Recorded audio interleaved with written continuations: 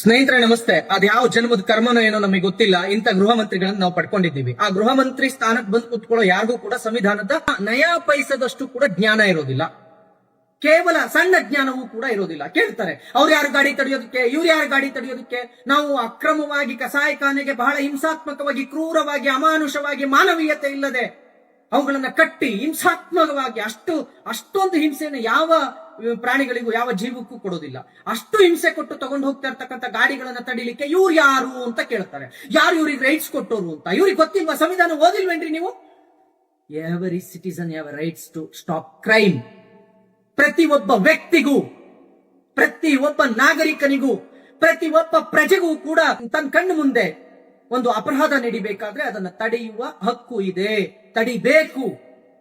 ಮತ್ತು ಆ ಅಪರಾಧವನ್ನು ಮಾಡ್ತಾ ಇದ್ದಂತ ಆರೋಪಿಯನ್ನ ಬಂಧಿಸಬಹುದು. ಆತ ಬಂಧಿಸಿ ಪೊಲೀಸಿಗೆ ಒಪ್ಪಿಸಬಹುದು. ಇದು ನನ್ನ ದೇಶದ ಕಾನೂನು, ಇದು ನನ್ನ ದೇಶದ ಸಂವಿಧಾನ ನನಗೆ ಕೊಟ್ಟಿರ್ತಕ್ಕಂಥ ಹಕ್ಕು. ಕೇಳ್ತಿರಲ್ರಿ ಗೃಹ ಮಂತ್ರಿಗಳೇ, ಪ್ರಿಯಾಂಕಾ ಖರ್ಗೆ ಅವರೇ, ನಿಮಗೆ ಯಾರು ರೈಟ್ಸ್ ಕೊಟ್ಟಿದ್ದು ಅಂತ ಕೇಳ್ತಿರಲ್ಲ? ಸಂವಿಧಾನ ಓದಿಲ್ವಾ? ಜಾರಿಗೆ ತಗೋಬನ್ರಿ. ಅಲ್ಲೆಲ್ಲ ಕುತ್ಕೊಂಡು ಹೇಳ್ತಿರಲ್ಲ, ನಾವು ಕ್ರಮ ಜರುಗಿಸ್ತೀವಿ, ಕಟ್ಟುನಿಟ್ಟಿನ ಕ್ರಮ ಜರುಗಿಸ್ತೀವಿ ಅಂತ. ಇದನ್ನ ಜರುಗಿಸ್ರಿ ಕ್ರಮನ. ನಾಳೆಯಿಂದ ನಾವು ಫುಲ್ ಟೈಟ್. ಏನ್ ಟೈಟ್? ಪ್ರತಿ ತಾಲೂಕಿನಲ್ಲಿ 10 ಕಸಾಯಿಖಾನೆಗಳಿದಾವೆ. ಸಂವಿಧಾನ ಮತ್ತು ಕಾನೂನನ್ನ ರಕ್ಷಣೆ ಮಾಡೋದು ನಿಜನೇ ಆದ್ರೆ, ನನ್ನಂತ ಪುಲಿಕೆರೆಳಿಗಳು ಪ್ರತಿ ತಾಲೂಕಿನಲ್ಲಿ, ಪ್ರತಿ ಹಳ್ಳಿ ಹುಟ್ಟಬಾರ್ದು ಅನ್ನೋದಾದ್ರೆ ಈ ಸಂವಿಧಾನ ಮತ್ತು ಕಾನೂನನ್ನ ನೀವು ಪಾಲನೆ ಮಾಡಿ. ಬರೀ RSS ಬಗ್ಗೆ ಮಾತಾಡ್ಕೊಂಡು ಕುತ್ಕೊಳ್ಳೋದಲ್ಲ.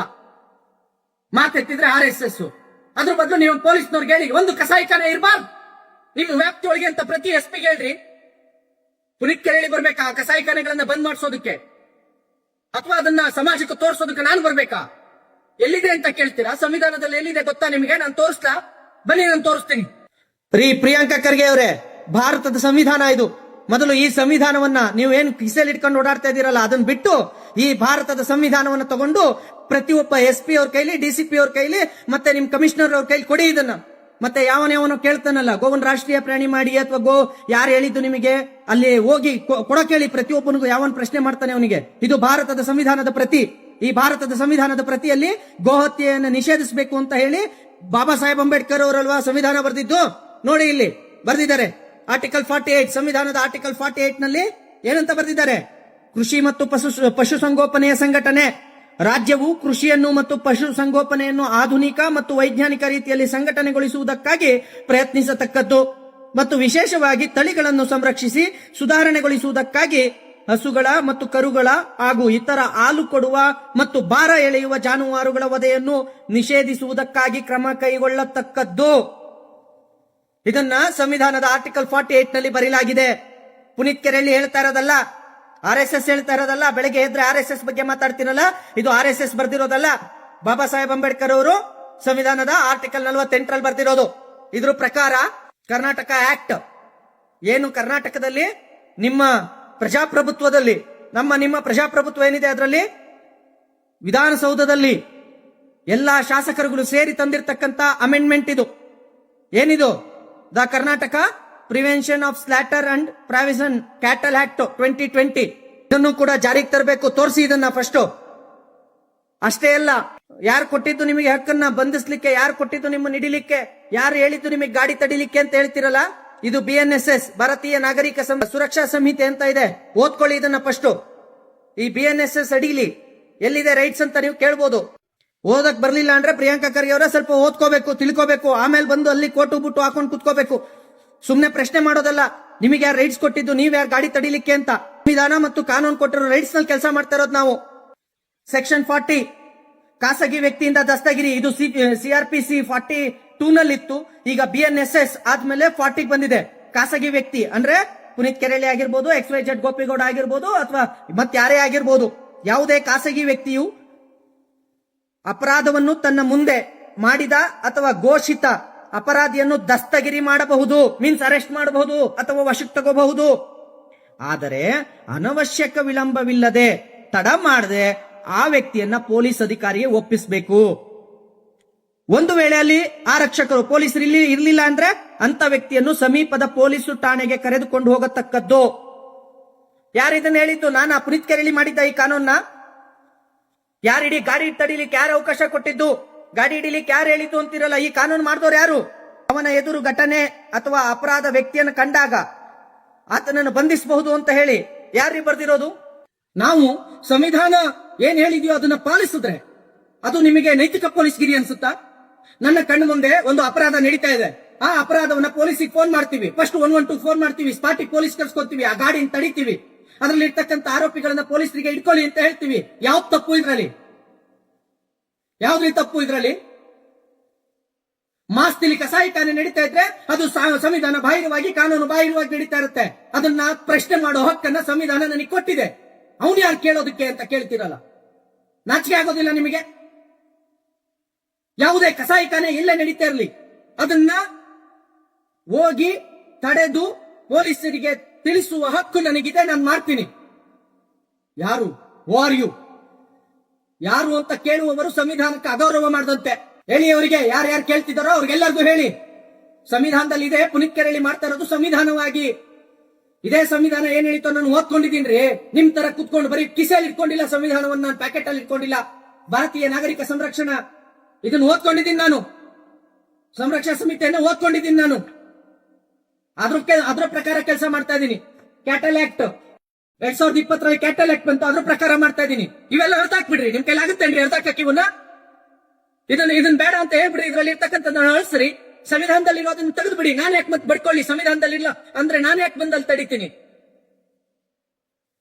ಸಂವಿಧಾನ ತತ್ವವಾಗಿ ನಾವು ನಡ್ಕೊಂಡ್ರೆ ತಪ್ಪು. ನೀವ್ ಹೇಳ್ತೀರಿ ಯಾರು ಇವ್ರು ತಡೆಯೋದಕ್ಕೆ? Every citizen have a rights. ಪ್ರತಿಯೊಬ್ಬ ಭಾರತೀಯ ನಾಗರಿಕನಿಗೂ, ಭಾರತೀಯ ಪ್ರಜೆಗೂ ಹಕ್ಕಿದೆ. ಎಲ್ಲೇ ಅಪರಾಧ ನಡೀತಾ ಇದ್ರು ತಡಿಬೇಕು. ಆರೋಪಿಯನ್ನ ಹಿಂಸಿಸದೆ, ತಡ ಮಾಡದೆ ಪೊಲೀಸರಿಗೆ ಒಪ್ಪಿಸ್ಬೇಕು. ಅದೇ ಕೆಲಸ ನಾವು ಮಾಡ್ಕೊಂಡು ಬಂದಿರೋದು, ಅದೇ ಕೆಲಸವನ್ನ ನಾವು ಮಾಡ್ಕೊಂಡು ಬರ್ತಾ ಇರೋದು. ಕಾನೂನನ್ನ ದುರ್ಬಳಕೆ ಮಾಡ್ಕೊಂಡು ಸ್ಥಳದಲ್ಲಿ ಇಲ್ಲದೆ ಇರೋರ್ ಕೈಲಿ ನಮ್ಮ ಮೇಲೆ ಸುಳ್ಳು ಕಂಪ್ಲೇಂಟ್ ಕೊಟ್ಟು FIR ಮಾಡಿಸ್ತಾ ಇರೋದು ನೀವು. ಸಂವಿಧಾನ ಏನ್ ಹೇಳುತ್ತೋ ಅದನ್ನ ನೀವು ನಿಮ್ಮ ಪೊಲೀಸ್ನವ್ರು ಮಾಡಿದ್ರೆ ನಾವ್ಯಾಕ್ರಿ ಬರ್ತೀವಿ ಅಲ್ಲಿಗೆ? ನಾವ್ಯಾಕೆ ಬರ್ತೀವಿ ಅಲ್ಲಿಗೆ? ನಿಮ್ ಕಣ್ಣಿಗೆ ಕಾಣದೆ ನಡೆಯುತ್ತಾ ಅದೆಲ್ಲ? ನಿಮ್ ಕಣ್ಣಿಗೆ ಕಂಡ್ರು ಕೂಡ ಹೆಂಜಲ ಕಾಸಿಗೆ ಆಸೆ ಪಡುವಂತ ಆ ಅಧಿಕಾರಿಗಳಿಗೆ ಹೇಳಿ, ಹೆಂಜಲ ಕಾಸಿಗೆ ಆಸೆ ಪಡದೆ ಕೆಲಸ ಮಾಡಿ ಅಂತ. ಪ್ರತಿ ಟ್ರಾನ್ಸ್ಫರ್ಗೆ ಇಷ್ಟು ಅಂತ ದುಡ್ಡು ತಗೊಂಡು ಮ್ಯಾಲ್ ಕುತ್ಕೊಳ್ಳೋರು ನೀವು, ಪ್ರತಿ ಟ್ರಾನ್ಸ್ಪೋರ್ಟರ್ ಹತ್ರ ದುಡ್ಡು ತಗೊಂಡು ಆ ಸೀಟಲ್ಲಿ ಕುತ್ಕೊಳ್ಳೋ ಅವರು. ನೀವುಗಳೆಲ್ಲ ಹಿಂಗಿದ್ದು ಭ್ರಷ್ಟಾಚಾರ ಮಾಡಿನೇ ನನ್ನ ದೇಶ ಇವತ್ತು ಈಗ ಬಂದಿರೋದು. ನಾವೆಲ್ಲ ಕಮ್ಯುನಲ್ ಆಂಗಲ್ ಕೊಡ್ತಾ ಇರೋದು, ನೀವು ಕಮ್ಯುನಲ್ ಆಂಗಲ್ ಕೊಡ್ತಾ ಇರೋದು. ನಾವು ಗೋರಕ್ಷಣೆಯನ್ನ ಸಂವಿಧಾನದತ್ತವಾಗಿ ಮಾಡಿದ್ರೆ, ಸಂವಿಧಾನದಲ್ಲಿ ಹೇಳಿರೋದನ್ನ ಗೋರಕ್ಷಣೆಯನ್ನು ನಾವು ಮಾಡಿದ್ರೆ ಅದನ್ನ ಕಮ್ಯುನಲ್ ಆಂಗಲ್ ನೀವು ಯಾಕೆ ಕೊಡ್ತೀರಾ? ಅಕ್ರಮವಾಗಿ ಕಸಾಯಿಖಾನೆ ನಡೀಬಾರ್ದು ಅಂತ ಹೇಳೋದು ಸಂವಿಧಾನ ಮತ್ತು ಕಾನೂನು. ನಾವು ಅದನ್ನ ತಡೆದ್ರಾಗ ಕಮ್ಯುನಲ್ ಆಂಗಲ್ ಕೊಡೋದು ನೀವು, ನಾವಲ್ಲ. ನೀವು ಕಮ್ಯುನಲ್ ಆಂಗಲ್ ಕೊಡೋದು. ಮೊದಲು ಹೌದು ಕಸಾಯಿಖಾನೆ ನಡೀಬಾರ್ದು ಅಂತ ಹೇಳಿ ಇವತ್ತು ಬನ್ರಿ ಚಾಮರಾಜಪೇಟೆ ಒಳಗೆ ಗಲ್ಲಿ ಒಳಗೆ ಗೋಮಾಂಸವನ್ನು ಮಾರ್ತಾರೆ, ತಡೀರಿ ನೋಡೋಣ. ನಿಮ್ಮ ಅಧಿಕಾರಿಗಳು ತಡೆದ್ರೆ ನಾವ್ಯಾಕೆ ಬರ್ತೀವಿ? ಕರ್ನಾಟಕದ ತುದಿ ಬೀದರ್ನಿಂದ ಹಿಡಿದು ಕೆಳಗಡೆ ಚಾಮರಾಜನಗರದವರೆಗೆ ಯಾವ ಡಿಸ್ಟ್ರಿಕ್ಟ್ ನಲ್ಲಿ, ಯಾವ ತಾಲೂಕಿನಲ್ಲಿ ಕಸಾಯಿಖಾನೆ ನಡೀತಿಲ್ಲ ಹೇಳಿ ನೋಡೋಣ. ತಾಕತ್ತಿದ್ರೆ ನೀವು ಒಂದು ಘೋಷಣೆ ಮಾಡಿ. ನನ್ನ ಕಲಬುರಗಿ ಒಳಗೆ ಪ್ರಿಯಾಂಕಾ ಖರ್ಗೆ ಅವರೇ ಒಂದೇ ಒಂದು ಘೋಷಣೆ ಮಾಡಿ, ನನ್ನ ಕಲಬುರಗಿ ಒಳಗೆ ಒಂದೇ ಒಂದು ಕಸಾಯಿಖಾನೆ ಇಲ್ಲ ಅಂತ ಘೋಷಣೆ ಮಾಡಿ ನೋಡೋಣ. ನಾನು ತೋರಿಸ್ತೀನಿ ಗಲ್ಲಿ ಒಳಗಡೆ ಅಕ್ರಮವಾಗಿ ಕಸಾಯಿಖಾನೆ ನಡೆಯೋದಕ್ಕೆ. ನಿಮ್ಮ ತಾಲೂಕಿನಲ್ಲಿ, ನಿಮ್ಮ ಸುಕ್ಷೇತ್ರದಲ್ಲೇ ನೀವೇ ಬಿಟ್ಕೊಂಡಿದ್ದೀರಿ, ಮತ್ತೆ ಕಾನೂನು ಸಂವಿಧಾನವನ್ನು ಮಾತಾಡ್ತೀರಿ. ನಾಚಿಕೆ ಆಗ್ಬೇಕು ನಿಮ್ಮೆಲ್ಲರಿಗೂ. ಈ ದೇಶ ಆಳುವ ಅಥವಾ ಈ ರಾಜ್ಯವನ್ನು ಆಳುವ ಗೃಹ ಮಂತ್ರಿಗಳು ನೀವು. ನನ್ನ ಕಣ್ಣು ಮುಂದೆ ಗೋಹತ್ಯೆ ನಡೆದ್ರೆ ಅದನ್ನ ನಾನು ತಡಿತೀನಿ. ಎಲ್ಲಿವರೆಗೂ ಈ ಕಾನೂನು ಇರುತ್ತೋ ಆ ಕಾನೂನು ಇರುವವರೆಗೂ ನಾನು ಈ ಕೆಲಸವನ್ನು ಮಾಡಿಯೇ ಮಾಡ್ತೇನೆ. ಗೋಹತ್ಯೆ ನಿಷೇಧ ಕಾಯ್ದೆ ಇದೆಯೋ, ಈ ಕಾಯ್ದೆ ಇರೋವರೆಗೂ ನಾನು ಗೋಹತ್ಯೆ ನಿಷೇಧದ ವಿರುದ್ಧ ಹೋರಾಟ ಮಾಡ್ತೀನಿ. ಎಲ್ಲಿವರೆಗೂ ಈ ಸಂವಿಧಾನದಲ್ಲಿ ಆರ್ಟಿಕಲ್ 48 ಇರುತ್ತೋ ಅಲ್ಲಿವರೆಗೂ ನಾನು ಈ ಹೋರಾಟವನ್ನು ಮಾಡ್ತೇನೆ. ಸಾಧ್ಯ ಆದ್ರೆ ನಾನು ಹೋರಾಟ ನಿಲ್ಸಕ್ ಹೋಗ್ಬೇಡಿ. ಈ ಸಂವಿಧಾನದಲ್ಲಿ ಇರ್ತಕ್ಕಂಥ ಆರ್ಟಿಕಲ್ ತೆಗೆದಾಕಿ ನೋಡೋಣ. ಹಂಗಾದ್ರೆ ಈ ಸಂವಿಧಾನ ಬರ್ತಿರೋದು ನಾಗರಿಕರು ಅನುಸರಿಸಲಿ ಅಂತಾನೋ ಪಕ್ಕಕ್ಕೆ ಇಡ್ಲಿ ಅಂತಾನೋ? ಬರೀ ಓದಿ ಸುಮ್ಮನೆ ಆಗ್ಬೇಕಾ ನಾನು? ಆದ್ರೆ ಆ ಸಂವಿಧಾನ ಹೇಳ್ದಂತೆ ನಡ್ಕೋಬೇಕಾ ನಾನು? ನಾಚಿಕೆ ಆಗ್ಬೇಕು ನಿಮ್ಮೆಲ್ಲರಿಗೂ, ನಾಚಿಕೆ ಆಗ್ಬೇಕು. ನಾನು ಪ್ರತಿಯೊಬ್ಬರಿಗೂ ಹೇಳ್ತಾ ಇದ್ದೀನಿ, ಸಂವಿಧಾನ ಹೇಳಿದಂತೆ ನಡ್ಕೊಳ್ಳಿ, ಸಂವಿಧಾನ ಹೇಳಿದಂತೆ ಪಾಲಿಸಿ. ಭಾರತೀಯ ನಾಗರಿಕ ಸಂರಕ್ಷಣಾ ಸಮಿತಿ ಏನು ಸಂಹಿತೆ ಹೇಳುತ್ತೆ, ಈ ಸಂಹಿತೆ ಹೇಳಿದಂತೆ ನೀವು ನಡ್ಕೊಳ್ಳಿ, ಸಂವಿಧಾನ ಹೇಳಿದಂತೆ ನೀವು ನಡ್ಕೊಳ್ಳಿ. ಏನು ಕರ್ನಾಟಕ ಗೋಹತ್ಯೆ ನಿಷೇಧ ಕಾಯ್ದೆ ಇದೆ 2020, ಅದು ಹೇಳಿದಂತೆ ನೀವು ನಡ್ಕೊಳ್ಳಿ ಅಷ್ಟೇ. ಯಾವುದೇ ಹಿಂದೂ ಕಾರ್ಯಕರ್ತರಿಗೆ ನಾನು ಮತ್ತೆ ಹೇಳ್ತಾ ಇದ್ದೇನೆ, ನೀವು ಓದಿ, ಇದನ್ನ ಓದ್ಬೇಕು. ಭಾರತೀಯ ಸಂರಕ್ಷಣಾ ಸಮಿತಿ ಏನಿದೆ BNSS ನ ನೀವು ಓದ್ಕೋಬೇಕು.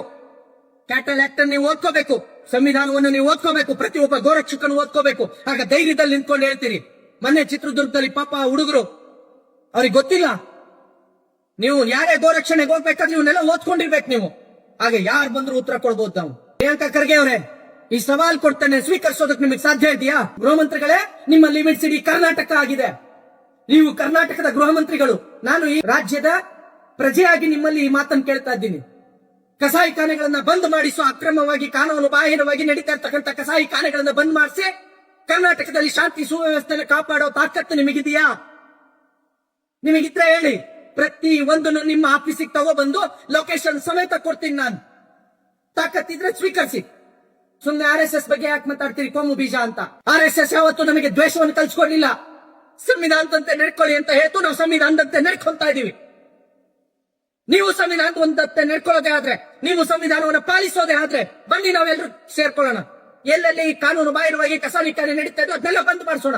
ಸಮಾಜದಲ್ಲಿ ಶಾಂತಿ ತನ್ನಿಂದ ತಾನೇ ನೆಲೆಸುತ್ತೆ. ಬರ್ತೀರಾ? ಮತ್ತೆ ಡೊಂಗಿ ನಾಟಕ ರಾಷ್ಟ್ರೀಯ ಪ್ರಾಣಿ ಮಾಡಿ. ಕಾನೂನು ಇದೆ ಅಲ್ರಿ, ಹೊಸ ಕಾನೂನು ಬೇಕಾ? ಸಂವಿಧಾನದಲ್ಲಿ ಬರ್ತಿದ್ದಾರೆ, ಹೊಸ ಕಾನೂನು ಬೇಕಾ? ಕ್ಯಾಟಲ್ ಆಕ್ಟ್ ಇದೆ, ಹೊಸ ಕಾನೂನು ಬೇಕಾ? ಹೇಳ್ತಾರ ಮುಂಬಾಗ್ಲಲ್ಲಿ ರಾಷ್ಟ್ರೀಯ ಪ್ರಾಣಿ ಮಾಡಿ ಅನ್ನೋದು, ಹಿಂಬಾಗ್ಲಲ್ಲಿ ಕಸಾಯಿಖಾನೆ ನೀವೇ ಬಲಿ ಕೊಡೋದು, ಕತ್ತರಿಸೋದು. ಸಂರಕ್ಷಣೆ ಮಾಡಬೇಕು ಅಂತ ಹೇಳಿ ರಾಜ್ಯ ಸರ್ಕಾರಕ್ಕೆ ಹೇಳಿರೋದು ಸಂವಿಧಾನ. ಸಂರಕ್ಷಣೆಯನ್ನ ನೀವು ಮಾಡಿ.